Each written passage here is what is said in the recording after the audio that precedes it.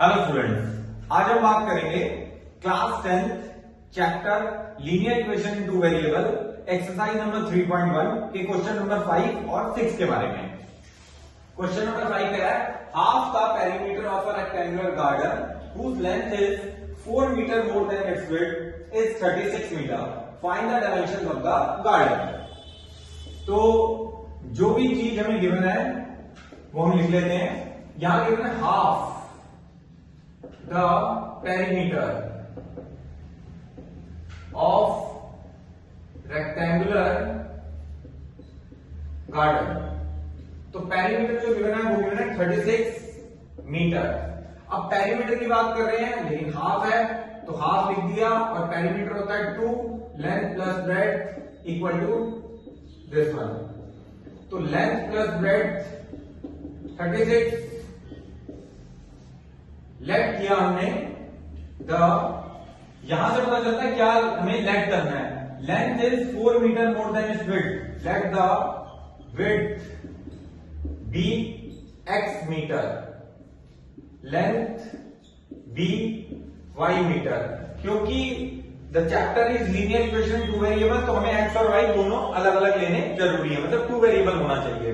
अब कह रहा है हमें लेंथ जो है 4 मीटर मोर है विड्थ से। लेंथ हमने मानी थी y, 4 प्लस विड्थ हमने मानी थी x। इसको इस साइड शिफ्ट कर देते हैं, x plus 4 equal to y। तो x minus y equal to -4, ये हमारी एक इक्वेशन बन गई है। जो हमें यहां गिवन था इसके अंदर हमने वैल्यू पुट करी, length plus breadth equal to 36। Length हमने मानी थी y, ब्रेड्थ हमने मानी थी x, इक्वल टू आ गया 36। ये आ गई हमारे पास में सेकेंड इक्वेशन। अब हमने इसके लिए दो मेथड पढ़े थे, elimination method and substitution method. तो दोनों मेथड में से किसी भी मेथड का आप यूज कर सकते हैं। तो एलिमिनेशन मेथड का यूज करते हैं, solve 1 and 2, x plus y equal to 36। कोई भी टर्म ऊपर कोई भी टर्म नीचे ले सकते हैं, डजंट मैटर। एलिमिनेशन मेथड का मतलब था कैंसिल होना, तो ये ऑलरेडी प्लस है माइनस है, कैंसिल हो गया। इट्स 2x 32, सॉल्व करा तो 32 अपॉन 2 इट्स 16। तो x की वैल्यू आ गई 16 फ्रॉम 1। किसी में भी वैल्यू डाल सकते हैं। 16 minus y equal to -4, minus y equal to -4 minus 16 it's -20। y की वैल्यू आ गई 20। यानी हमने विड्थ मानी थी x, तो विड्थ आ गई 16 मीटर। ऐसे ही हमने y लेंथ मानी थी, लेंथ आ गई हमारी 20 मीटर। आइए चलते हैं नेक्स्ट क्वेश्चन की तरफ, क्वेश्चन नंबर 6। क्वेश्चन नंबर 6, जैसे कि क्वेश्चन के अंदर लिखा हुआ 2x plus 3y minus 8 equal to 0। यहां पे बता रहा है गिवन द लाइन इक्वेशन।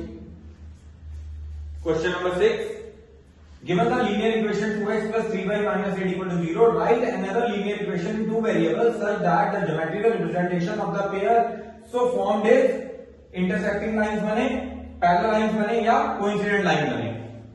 तो जो इक्वेशन ने यहां लिख ली है, इसको हमें स्टैंडर्ड फॉर्म के अंदर लिख लेना होता है। यानी ये माइनस है, इधर आके 8 प्लस का हो गया, ये आ गई स्टैंडर्ड फॉर्म। इंटरसेक्टिंग लाइन की हमारी कंडीशन क्या थी कि a1 upon a2 is not equal to b1 upon b2। c1 upon c2 से इसमें लेना देना होता ही नहीं है, चाहे वो इक्वल आए भी चाहे वो अनइक्वल आए भी। तो इक्वेशन थी हमारी 2x plus 3y equal to 8। इसके कंपैरिजन में हमारा a1 और a2 b1 upon b2 same नहीं आना चाहिए, मतलब इक्वल नहीं होने चाहिए। तो मैंने इसको ले लिया 4x, इसको ले लिया मैंने 7y और इसको ले लिया मैंने 10। अगर मैंने ऐसी इक्वेशन जनरेट करी तो मैं वेरीफाई करके दिखाता हूं कि क्या ये मेरा इंटरसेक्टिंग लाइंस आ रही है कि नहीं आ रही है। a1 upon a2, b1 upon b2, c1 upon c2, जो कैंसिल होता है उसे कैंसिल कर देते हैं। इसको तो कोई करना ही है लेकिन फिर भी हम कैंसिल कर लेते हैं। अब आया 1/2 equal to 3/7 equal to 4/5 cancel, यानी ये दोनों इक्वल नहीं है। तो दैट मीन जो हमने इक्वेशन ली है वो बिल्कुल करेक्ट ली है।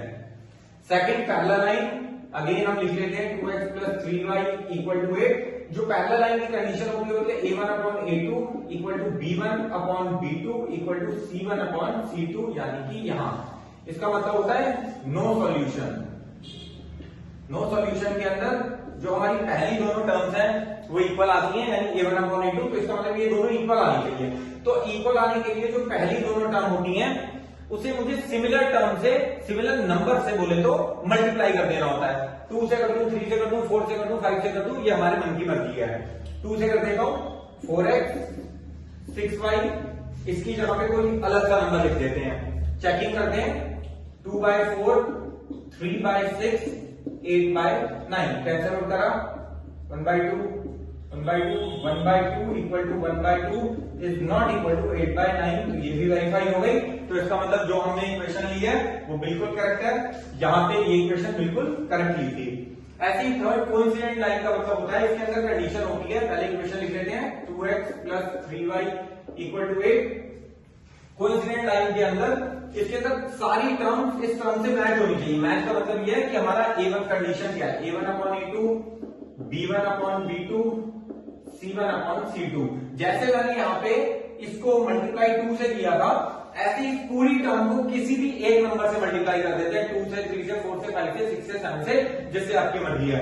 3 से मल्टीप्लाई कर देते हैं उसे 6 9, 3 से किया 24, कंडीशन लगाई a1 upon a2, b1 upon b2, c1 upon c2। 3 1/3 1/3 1/3 equal to 1/3 equal to 1/3। तो दैट मीन्स मेरी कंडीशन सेटिस्फाई हो रही है, तो इसका मतलब ये भी इक्वेशन जो है वो मेरी बिल्कुल ठीक है। हमें हमेशा ये याद होना चाहिए कि जो हमारी ये तीनों लाइंस हैं, इसका मतलब होता है यूनिक सॉल्यूशन, इसका मतलब होता है नो सॉल्यूशन, इसका मतलब होता है इनफाइनाइट मैनी सॉल्यूशन। तो ये हमें पहले बेसिक चीजें पता होनी चाहिए, तभी हम पता कर पाएंगे कि इंटरसेक्ट लाइन कैसे बनेगी, पैरेलल लाइन कैसे बनेगी और कोइंसिडेंट लाइन कैसे बनेगी। तो होप ये वीडियो आपको पसंद आया होगा। अगर ये वीडियो आपको पसंद आया हो तो उसे लाइक, शेयर और सब्सक्राइब जरूर कर दीजिएगा। मिलते हैं नेक्स्ट वीडियो के अंदर। Thank you.